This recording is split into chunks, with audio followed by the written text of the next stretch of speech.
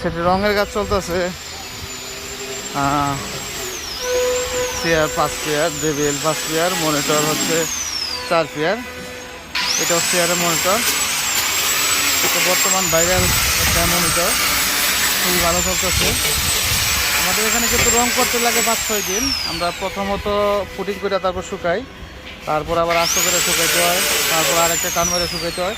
প্রায় 4-5 ধাপে রং চলে, 5-6 প্রকারের।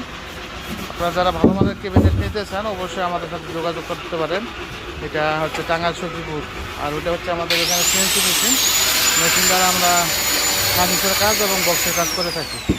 আর এই সাইডে মনিটর কিউপুরের 5 পেয়ার কমপ্লিট হয়ে গেছে, সাব কমপ্লিট হয়েছে। চেয়ারের বক্সের কোনো অভাব নেই আর কি। বিশাল বড় সাইজের কারখানা।